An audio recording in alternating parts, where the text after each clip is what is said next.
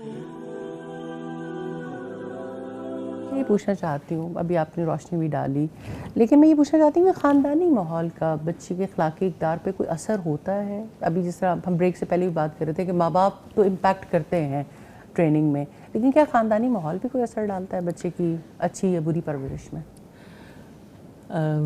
فائزہ، یہ بڑا obvious ہے ماشاء اللہ، جیسے آپ نے سوال کیا، اور بڑا ضروری بھی ہے نا. تو obvious اس لحاظ سے ہے کہ ہر بندہ یہ جانتا ہے کہ خاندان کے درمیان رہنے کے لازمی طور پر اثرات مرتب ہوتے ہیں، اچھے یا برے. دو ڈاکٹرائنز ہیں نا سوسائٹی میں جو بہت زیادہ چلتی ہیں. جی ٹھیک ہے، ایک تو بہت حق میں، ایک بہت خلاف ہے. وہ بے شک خلاف رہیں یا حق میں رہیں، یہ ایک الگ ڈیبیٹ ہے، لیکن اثرات ہوتے ہیں. جی ڈیفینیٹلی. اس سے یعنی اسے ڈینائی نہیں کر سکتے آپ. تو بات یہ کہ آپ میں یہ دیکھتی ہوں، اور یعنی میں اس چیز کو ہر ایک کی آبزرویشن ہوتی ہے، اور یہ ہے کہ obvious بھی ہے بات. مثال کے طور پر آپ دیکھیں کہ ماں اپنے بچے کی تربیت کرتی ہے نا، ماں باپ، لیکن بچوں کی جو تربیت نانا نانی یا دادا دادی کرتے ہیں وہ ایکسپیرینس کی بنیاد پر کرتے ہیں.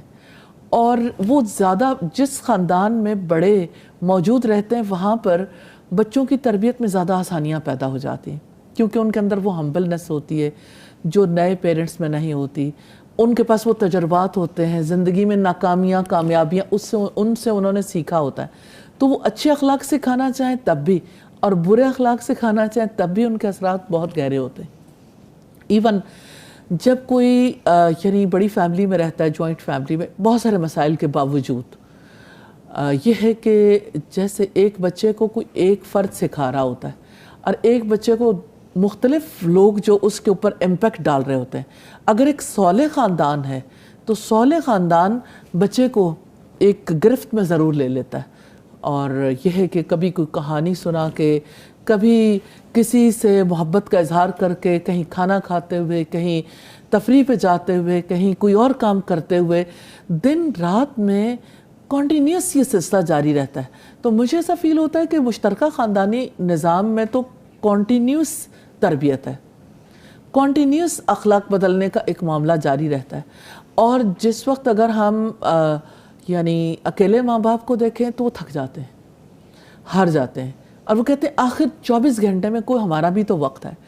ماں باپ کا وقت، اگر ماں باپ یہ محسوس کریں کہ ہم تھک رہے ہیں، تو ساتھ ہی یعنی خاندان میں چچا چچی ہیں یا پھپھو ہیں یا کوئی اور دادا دادی ہیں، یا اسی طرح سے ننیالی خاندان ہے، کتنے لوگ ہیں جن کے اثرات پھر مرتب ہوتے رہتے ہیں، جو اس ذمہ داری کو اس دوران قبول کر لیتے ہیں اور بچوں کو جو ہے وہ ایک صحیح ٹریک پہ چڑھانے کے لیے معاون اور مددگار ثابت ہوتے ہیں.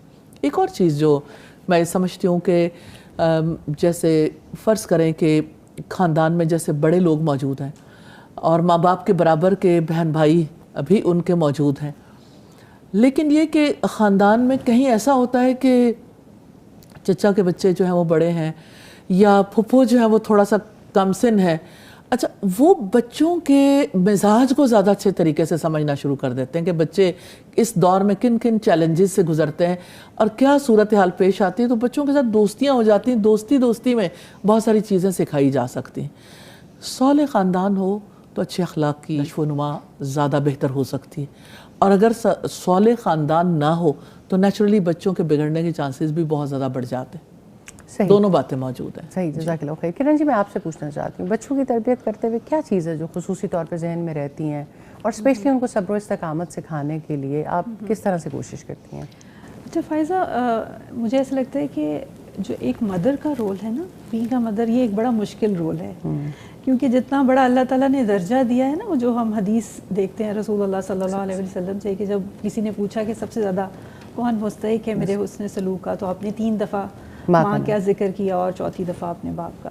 تو مجھے ایسا لگتا ہے جتنا درجہ زیادہ ہے نا، اتنی رسپانسبلٹی بھی زیادہ ہے، اور مشقت بھی زیادہ ہے. جی، اتنا ہی پھر وہ جو جواب دہی ہے اللہ کے حضور وہ بھی زیادہ ہے. تو مجھے ایسے لگتا ہے کہ سب سے پہلے یہ جو مدر کا رول ہے نا، اس کو ہمیں سیکھنا چاہیے. پیرنٹس کو نا اس کو سیکھنے کی بھی بہت ضرورت ہے کہ کیسے ہم ایک بچے کا براٹ اپ کریں, کیونکہ ہم ایک اسکول ٹیچر بھی اگر کسی اسکول میں اپوائنٹ ہوتا ہے تو اس کے لیے ایک کورس کرتے ہیں یا ورک شاپس وغیرہ ہوتی ہیں تب وہ جاتے ہیں. تو اتنا بڑا جو رول ہے نا ایک نسل کی پرورش, اس کے لیے بھی پیرنٹس بننے سے پہلے جو ہے وہ کورس ضرور کرنا چاہیے کہ انہیں یہ رول کیسے پلے کرنا ہے. الحمدللہ میں بہت لکی رہی اس معاملے میں کہ میرے بچے جب چھوٹے تھے تو میں نے اس وقت جو پیرنٹنگ کے لیکچرز تھے استاذہ کے میں نے وہ سنے تو مجھے بہت اس سے ہیلپ ملی, اور بچوں کو جیسے ہر لحاظ سے ان کی تربیت کرنے میں مجھے اس سے بڑا فائدہ ہوا. جیسے مجھے یاد ہے ہم کراچی میں تھے ایک دفعہ, تو بہت چھوٹا تھا میرا بیٹا, آلموسٹ وہ 4 ایئرس کا ہوگا. تو ہم ایک جگہ کھانا کھا رہے, کہیں انوائٹڈ تھے ہم, تو وہاں یوزلی یہ ہوتا ہے نا کہ ہوٹلز میں کوئی ایک سنگر بھی موجود ہوتا ہے. تو میرا بیٹا حالانکہ بہت چھوٹا تھا اور وہ مجھے مسلسل آ کے کہہ رہا ہے کہ ماما یہاں میوزک ہے, یہاں میوزک ہے نا.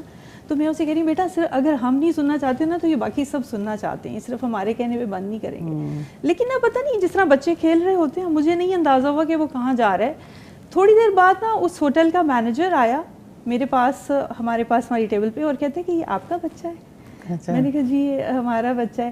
کہتے ہیں اس نے مجھے آگے کہا ہے کہ آپ یہ میوزک بند کروا دیں, یہ شیطان کی اذان ہے. تو وہ کہتے ہیں میں یہ دیکھنے آیا ہوں کہ یہ پیرنٹس کون ہیں اس کے کہ جنہوں نے سکھایا بچے کو.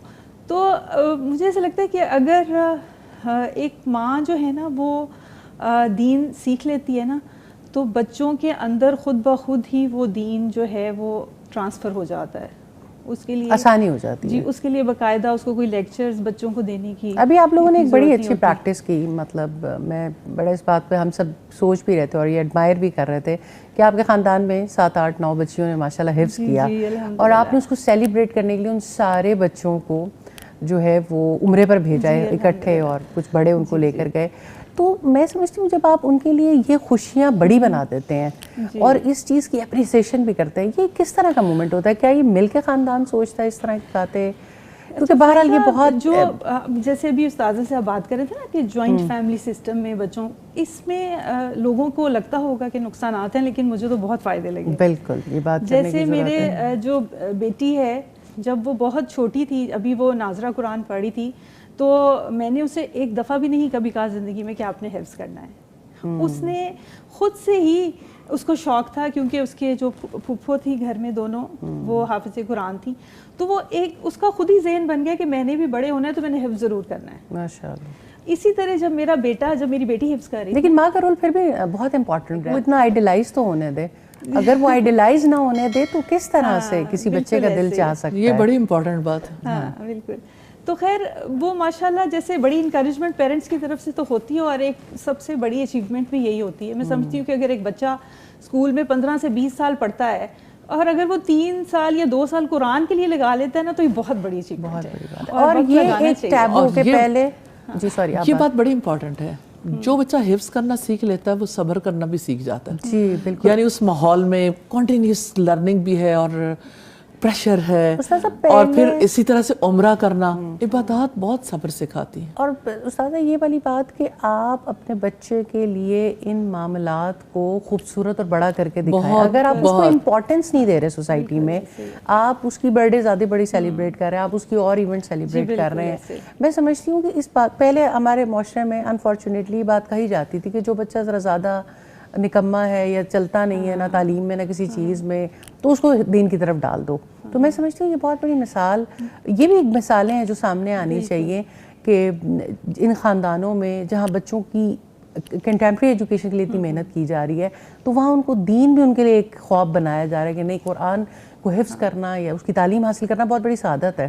اس کی سب سے زیادہ سیلیبریشن ہونی چاہیے. جی الحمدللہ. مجھے یاد ہے جب ہمارے بچے چھوٹے تھے تو یوزلی اسکولس میں جب بچوں کی برتھ ڈیز ہوتی ہیں تو کیکس اور گوڈی بیگز وغیرہ ٹیچرز بھیجتے ہیں, تو میں جب بچے کوئی سپارہ اپنا کمپلیٹ کرتے تھے تو میں اس وقت بھیجا کرتی تھی کہ یہ گوڈی بیگز یا کچھ ایسی سیلیبریشن بچوں کے لیے, اور ساتھ کچھ بکس بھی بھیج دینی تاکہ کوئی دعاؤں والی بکس کہ جو بچے جو ہیں ان سے فائدہ اٹھائیں. تو یہ تو سب سے بڑی سیلیبریشن تو قرآن کی سیلیبریشن ہے, اس سے بڑی کیا سیلیبریشن ہو سکتی ہے؟ الحمدللہ. میں آج صبح ایک پوسٹ دیکھ رہی تھی, میں یہ نہیں کہتی کہ یہ کوئی بری بات ہے. ارشد ندیم صاحب ابھی ہمارے چیمپئن ایک نیزہ بازی میں وہ کر کے آئے ہیں, اتنا دنیا نے اپریشیٹ کیا, اور پاکستان کے ہر حلقے نے اور سب کچھ, اور ساتھ کسی نے ایک بچہ جو پچھلے دنوں 50 ممالک میں سے اکیلا پاکستان میں ون کر کے آیا تھا، تو وہ ایک کمپیریزن تھا. دیکھیں یہی خاندانی سطح پہ ہے کہ آپ کس چیز کو سیلیبریٹ کریں، اور یہی پھر معاشرتی سطح پہ بھی آتا ہے. بہرحال کوئی بچہ، ابو بکر اس بچے کا نام ہے، غالباً کم ہی لوگوں کو جانتے ہوں گے. آج بچہ ارشد ندیم کو ضرور جانتا ہے. تو استاذہ اس میں کیا بات ہوتی ہے کہ قومیں بھی اپنے ہیروز ڈیفائن تو کرتی ہیں نا، اور اپنے بچوں کو خواب تو دکھاتی ہے. دیکھیں اگر کوئی قوم یہ چاہتی ہے کہ اس کے آنے والی نسلیں کھیل کود میں مصروف رہیں، میں یہ نہیں کہتی کہ کھیل کود جو ہے وہ ہونے نہیں چاہیے. نیزہ بازی جو ہے وہ اللہ کے رسول صلی اللہ علیہ وسلم سکھاتے تھے، تو یہ بہت عمدہ کھیل ہے. لیکن مجھے ایسا لگتا ہے کہ نیزہ بازی کے مقابلے میں قرآن کتنا زیادہ عمدہ ہے. اگر کوئی قرآن کے مقابلے میں 50 ممالک میں ون کر کے اور لوگوں کو دنیا بھر کو حیرت میں مبتلا کر کے آئے، وہ بھی ہمارا اتنا ہی بڑا اعزاز تھا. اس کو بھی اتنے ہی بہت بڑا اعزاز تھا. لیکن اس کو ہماری گورنمنٹ نے، لوگوں نے کس طرح سے سیلیبریٹ کیا جانتا ہی نہیں. تو اس سے پتہ لگا نا کہ ہماری قوم کھیل میں مصروف رہنا چاہتی ہے، اور حکومتیں بھی کھیل کود میں ہی مصروف رکھنا چاہتی ہیں. تو بامقصد کام جو ہے اگر اس کے لیے بھی اسی طرح اپریشیٹ کریں سارے. میں یہ کہتی ہوں اگر اس ایونٹ کو بھی سیلیبریٹ کر لیا جاتا تو بچہ قرآن حفظ کرنا چاہتا، قرآن کے ساتھ متعلق ہو جاتا، جڑ جاتا. جب ہم ہمیشہ کہتے ہیں کہ خاندان ایک اکائی ہے کسی بھی معاشرے کا، تو الحمدللہ وہ خاندان جو ان چیزوں کے لیے کوشش کرے کہ اپنے بچوں کے لیے نیکی کو حسرت بنائے، نیکی کو ایک ایسا وہ چیز بنائے، تو الحمدللہ وہ بہت بڑی کوشش ہے. اور آپ یہ دیکھیں نا کہ بچہ اب جو ہے نا وہ جیولن تھرو کے لیے جو ہے نا چھوٹی چھوٹی سٹکس اٹھا کے پھینک رہے ہیں. اس کا مطلب یہ ہے کہ ان کے اندر وہ یعنی متاثر ہو گئے نا، امپریس ہوئے ان چیزوں سے. اور اگر قرآن کے مقابلے کو اس طرح سے دکھایا جاتا تو آج بچہ گلی اور سکول میں یہی حفظ کرتا ہوا اور سناتا ہوا نظر آ رہا ہوتا. جی بالکل ایسا ہی ہے. تو یہ اہداف تو طے کرنے پڑتے ہیں قوموں کو، گول سیٹنگ تو کرنی پڑتی ہے کہ آپ قوم کو کس سمت میں لے جانا چاہتے ہیں. پر یہ بہت امپورٹنٹ ہے، اور یہ ڈیبیٹس مجھے تو ایسا لگتا ہے کہ چھڑنی چاہیے. کیونکہ جب آپ ہمیشہ کہتی ہیں جب آپ اپنی قوم اپنے ہیروز بدل دیں گے، اپنے بھی اور اپنے بچوں کے بھی، تو ڈیفینیٹلی ہم پھر اسی طرف ڈریگ ہوتے ہی چلے جا رہے ہیں. کوئی سوچتا ہی نہیں ہے کہ اب جو ہے نا وہ اب ہمارا مقصد کیا ہے، کس چیز کو اچیو کرنا اب ہمارا سب سے الٹیمیٹ گول بن چکا ہے. اچھا ویسے میں ذاتی طور پر آپ کو ہو سکتا ہے کہ اس کے اوپر ڈفرینس آف اوپینین ہو، کسی کو اختلاف بھی ہو سکتا ہے. نیزہ بازی میں خود بھی اس طرح کے کمپٹیشنز میں حصہ لیتی تھی الحمدللہ. ایون دین میں کہتی ہوں ایک سٹک ہے نا، ساری قوم ایک سٹک کے پیچھے لگ گئی، ایک بال کے پیچھے لگ گئی. قرآن کے پیچھے کیوں نہیں لگتی؟ اللہ سبحانہ تعالیٰ کی تعلیمات کے پیچھے کیوں نہیں لگتی؟ زندگی کے پیچھے کیوں نہیں لگتی؟ اپنی زندگی کا مقصد ہماری قوم، ہمارے بچے کیوں نہیں سیٹ کر پاتے؟ اس لیے کہ ہماری حکومتیں، ہمارے ادارے اور ہمارے جتنے بھی ریاست کے بڑے ہیں وہ نہیں چاہتے کہ ہمارے بچوں کا گول سیٹ ہو. وہ یہ چاہتے ہیں کہ بچوں کا ذہن منتشر ڈیٹریکٹ رہے. آپ قطر کو دیکھیں، جب قطر نے فیفا کروایا تھا اور وہ کتنی بڑی مثال بنے تھے، وہ اسلام کے پریچرز بھی بنے تھے، ایمبیسیڈر بھی بنے تھے اس وقت، اور گیمز بھی کھیل رہے تھے. یعنی دنیا نے اس کو بھی بہت اپریشیٹ کیا تھا، پوری دنیا نے اپریشیٹ کیا تھا قطر کے معاملے کو. لیکن بہرحال میں تو ہر دفعہ جو ہے وہ لوگوں کے سامنے بھی مثال دیتی ہوں کہ جب آپ لوگوں اپنے بچوں کی نیکیوں کو ان کے لیے وہ بنائیں گے، اور اللہ تعالیٰ ڈیفینیٹلی ہمیں ریاکاری سے بچائے اور تمام معاملات سے بھی، لیکن بہرحال یہ بہت ضروری ہے کہ ہم بچوں کی خوشیاں ان کی نیکی کے اس سے سیلیبریٹ کریں. استاذہ کچھ آن لائن سوالات بھی آ رہے ہیں. جی. ایک زینت الطاف صاحبہ پوچھ رہی ہیں کہ السلام علیکم سارا استاذہ جی، قرآن ٹیچر ہوں اور میں جب چھوٹے بچوں کو قرآن پڑھاتی ہوں تو وہ فوکس نہیں کر پاتے. مجھے بتائیں کہ اس وقت کیسے سمجھاؤں کہ بچوں کو وہ قرآن پڑھنے کے لیے فوکس کریں.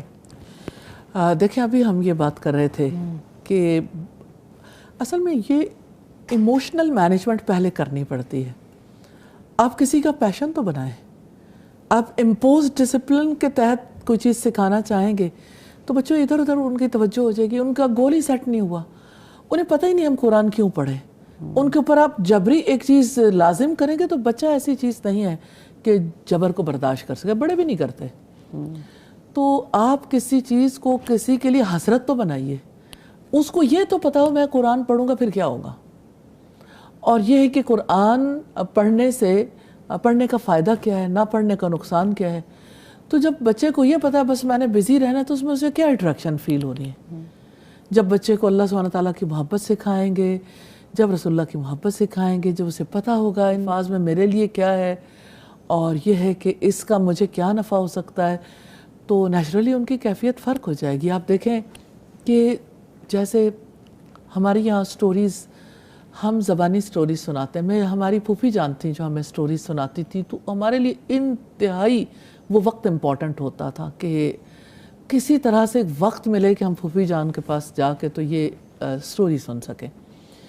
اور ہر روز یعنی ہماری پھوپھی جان نہیں کہتی تھی کہ آپ جو ہے وہ آؤ میں کہانی سناؤں، ہم ان کے پیچھے پیچھے ہوتے تھے کہ سونے سے پہلے وہ ایک دفعہ میں کہانی سنا دیں. تو بچے کو تو ٹیچر کے پیچھے پیچھے ہونا چاہیے نا، کہ ٹیچر کسی طرح سے وہ انسپائر کرے گا تو بچہ انسپائر کرے.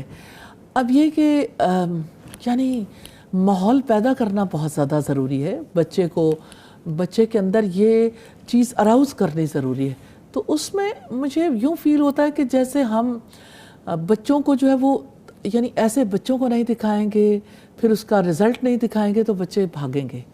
تو اگر آپ ان میں چاہتے ہیں کہ ان میں دلچسپی پیدا ہو تو پھر اسی طرح سے دلچسپی پیدا کریں جیسے جنرلی پیدا کی گئی. آپ سوچیں سٹوریز جو ہم سناتے ہیں، جب ان کو بہت ہی خوبصورت ڈیزائن کر کے بچوں کے سامنے لے کے آیا جاتا ہے، اور وہ جب چھوٹے چھوٹے بچے دیکھتے ہیں مختلف طرح سے اس کو کس طرح سے یعنی مناظر کے تحت دکھایا گیا، تو بچوں کا انٹرسٹ کتنا بڑھ جاتا ہے. بچے 100 دفعہ بھی کہانی پڑھنے کے باوجود پھر اس کہانی کو نکال لیتے ہیں، پھر نکالتے ہیں، کیونکہ انٹرسٹ انوالو ہے نا. تو قرآن میں انٹرسٹ انوالو کرنے کے یا بچوں کا انٹرسٹ پیدا کرنے کے طریقے بھی سیکھنے کی ضرورت ہے، اور طریقہ بھی یہی ہے. ایک اور سوال جو بہت زیادہ پوچھا جاتا ہے اور ابھی بھی پوچھا جا رہا ہے کہ بچے بہت زیادہ پریشر میں ہیں بلنگ کی وجہ سے، اور سماجی اور معاشرتی پریشر، یہ پریشر بہت زیادہ بڑھ رہا ہے. ہر اسکول کا بچہ، کل میرے ساتھ ایک بچہ بیٹھا ہوا تھا، اس نے کہا کہ ابھی وہ 9th کلاس میں ہوا ہے، اور اس نے کہا کہ میں 2 سال ایسے تھے میری زندگی میں کہ میں بالکل خاموش ہو گیا تھا. یہ 9th کلاس کا بچہ اپنا ڈسکرپشن دے رہا ہے کہ زندگی میں میرے 2 سال ایسے تھے کیونکہ مجھے اتنا بلنگ کیا گیا، اور اگر میں کوئی بھی اچھی بات کرنا چاہتا تھا یا کسی کو لڑائی سے روکنا چاہتا تھا یا لوگوں کے درمیان کوئی ایسی بات کرتا تھا تو مجھے بہت زیادہ یہ چیز فیس کرنی پڑی. اس نے مجھے بہت ڈپریس کر دیا. اور مائیں بھی یہ شکوہ کرتی نظر آتی ہیں کہ بچوں پہ بلنگ کا پریشر بہت زیادہ ہے. فائزہ بڑی گہری بات کی آپ نے، بہت بڑا پرابلم ہے بلنگ کا. میں یہ کہتی ہوں کہ جس قوم کے سیاستدان ایک دوسرے کی بلی کریں گے اس قوم کے بچے کیا سیکھیں گے، اور جس قوم میں تعلیمی اداروں میں اساتذہ ایک دوسرے کی بلی کریں گے، جس خاندان میں بڑے ایک دوسرے کے بارے میں یہ رویہ اختیار کریں گے، تو ظاہر ہے کہ آپ اپنے بچے کو آپ نے سکھایا کیا ہے. ماں کی گود میں بلنگ، خاندان میں بلنگ، نیبرہڈ میں، پھر آپ اوورال دیکھیں تو جب سکول میں جاتے ہیں تو سارے بچے ہی اسی طرح کے رویے والے ہوں، تو بچے سمجھتے ہیں کہ اصل میں ہیرو وہ ہے جو دوسرے کو بلی کر سکتا ہے. اور آپ یہ دیکھیں کہ جس سکول میں کوئی بچہ بلنگ کرتا ہے، میں یہ کہتی ہوں اس تعلیمی نظام کو بند کر دینا چاہیے. سکول چلانے کا کسی کا حق ہی نہیں ہے کہ اگر انسانوں کی اتنی تباہی اکر ہو رہی ہو. سر اس بات یہ بڑی اہم بات ہے، لیکن میں کہتی ہوں اس پہ اور تھوڑا، میں نے دینی اداروں میں دیکھا ہے کہ ٹیچر بچے کو اس کے سامنے بیٹھ کے ٹانٹ کر رہا ہے، یعنی ٹیچر بھی بلنگ کر رہا ہے انفارچونیٹلی. یعنی آپ کا پیئر پریشر تو ہے ہی ہے، لیکن اب میرے سے ایک آدھے دن پہلے کسی ینگسٹر نے بات کی اور وہ دین کی تعلیم حاصل کی، اور اس کے بعد اس کے سامنے بیٹھ کے کہ آپ نے تو وقت بھی ضائع کیا اور آپ نے ہمارا بھی، اور ہم نہیں چاہیں گے کہ آپ آئندہ کسی اسٹوڈنٹ کے ساتھ بیٹھے بھی. یعنی مجھے کبھی کبھی سمجھ نہیں آتی پھر اصلاح کا مارجن کدھر ہے؟ پھر مسلمانوں کو مسلمان بنانا کون سا بڑا کام ہے؟ فائزہ میں یہ ایک سوال کرنا چاہتی ہوں. اللہ سبحانہ تعالیٰ نے اس کے لیے جو انسٹرکشنز دی ہیں، ایک سروے کرائیں پاکستان میں اوپر سے لے کے نیچے تک کہ وہ کون ہے جس کو یہ پتہ ہے اللہ تعالیٰ نے اس بارے میں کیا ہدایات دی، اور ہمارے نبی نے اس بارے میں کس طرح سے اصلاح کی تھی. کسی کو ضرورت ہی فیل نہیں ہوتی. آپ اگر اوورال کیریکٹر دیکھیے نا تو کیریکٹر میں یہ بات نہیں ہے. لوگوں کو نہیں پتا کہ نہ مرد مردوں کا مذاق اڑائیں، نہ عورتیں عورتوں کا مذاق اڑائیں. کتنا زیادہ یہ مذاق اڑانا کبھی فیل ہے کہ جب حضرت موسیٰ علیہ السلام سے بنی اسرائیل نے یہ کہا اس موقع پر جب انہوں نے گائے ذبح کرنے کا حکم دیا تھا کہ کیا تم ہم سے مذاق کرتے ہو، تو حضرت موسیٰ نے کہا تھا اعوذ باللہ ان اکون من الجاہلین، کہ میں اللہ کی پناہ مانگتا ہوں کہ میں جاہلوں میں سے ہو جاؤں. جسٹ امیجن، اتنی بڑی جاہلیت ہے. ڈگریاں لے لیجئے آپ، پی ایچ ڈی کی ڈگری لے لیں، رہیں گے تو جاہل ہی، پریکٹیکلی جاہل ہے اگر آپ نے اللہ سبحانہ تعالیٰ کے دیے ہوئے اصول نہیں سیکھے. اور میں یہ کہتی ہوں چلیے آپ دین کے حوالے سے اگر پریشان ہوتے ہیں نا، مجھے یہ بتائیے یہ انسانیت ہے کہ ایک انسان اٹھے اور دوسرے انسان کو جینے کے قابل نہ چھوڑے، اسے ذہنی مریض بنا کے رکھ دے؟ کیا اس کے لیے سزائیں نہیں ہونی چاہیے؟ اب دیکھیں جیسے ہمارے یہاں فائر وال لگ رہی ہے، بلنگ کو روکنے کے لیے ممکن ہے بہت سارے آبجیکٹیوز ہیں، لیکن ایک آبجیکٹیو یہ بھی ہے اللہ سبحانہ تعالیٰ ایسا کر دیں کہ لوگ جو ہیں وہ ان چیزوں سے باز آ جائیں کہ لوگوں کو جینے کے قابل نہیں رہنے دیتے. اختلافات ہوتے ہیں لوگوں کے درمیان، لیکن اس کا یہ مطلب تھوڑی ہے کہ آپ پیٹھ پیچھے کرو، غیبت نہیں ہے، آپ سامنے کرو، تانا نہیں ہے، بدگوئی نہیں ہے. تو مومن نہ تانا دینے والا ہوتا ہے نہ لعنت کرنے والا ہوتا ہے. سادہ یہاں تک حالات ہو چکے ہیں کہ اتنی صریحاً نافرمانیاں جن کو قرآن حدیث نافرمانی کہتی ہے، اس کے بارے میں سمجھتے ہیں ہم نے تو یہ ویسے ہی بات کی تھی، ہمارا تو کوئی مطلب نہ تو اصلاح تھا نہ بگاڑ تھا، ہم نے تو ویسے ہی بات کی تھی. بات یہی کہ ویسے ہی کل آ رہا ہے کہ جاہلیت کی بنیاد پر کی تھی. تو بات یہ ہے کہ یعنی اسکولوں کے اندر جو بلنگ ہوتی ہے، میں سمجھتی ہوں اس کے لیے پالیسی بننی چاہیے، لا بننا چاہیے، اس کی سزا ہونی چاہیے، عدالتوں میں سزا ہونی چاہیے، اسکولوں میں سزا ہونی چاہیے. اور اس کو جو ہے وہ باقاعدہ طور پر اس کے لیے ٹیچرز کو اور باقاعدہ طور پر اس کے لیے اسکول انتظامیہ کو محنت کرنی چاہیے. کالج میں، یونیورسٹیز میں کتنے بچے ہیں جو ڈپریشن میں چلے جاتے ہیں، اور اب تو یہ تعداد اتنی بڑھ گئی. اور آپ یہ دیکھیں بین الاقوامی طور پر بلنگ منائی جاتی ہے 1 اپریل کو. آپ دوسرے کو فول بنا کے سمجھتے ہیں کہ آپ نے کچھ شاندار کارنامہ انجام دیے، اور لوگ اپریشیٹ کرتے ہیں. ٹک ٹاک پہ دیکھیں آپ، یوٹیوب پہ دیکھیں، باقی جگہوں پہ. اب تو اس کا نام پرینک ہو گیا نا. جی، مطلب آپ کسی کے ساتھ کچھ بھی کر رہے ہیں تو اٹس پرینک. بہت ہی اہم ٹاپک ہے. اور پرینک کتنا لائٹ ورڈ سمجھا جاتا ہے، حالانکہ زندگیاں تباہ کر دیتا ہے. استاد یہ بہت ہی اہم ٹاپک ہے، اس پہ ہم اور بھی بات کریں گے. کچھ سوالات بھی آنا شروع ہو گئے ہیں، تو میں کرن جی آپ سے اجازت چاہوں گی. بہت شکریہ آپ کے تشریف لانے کا اور اپنا شیئرنگ.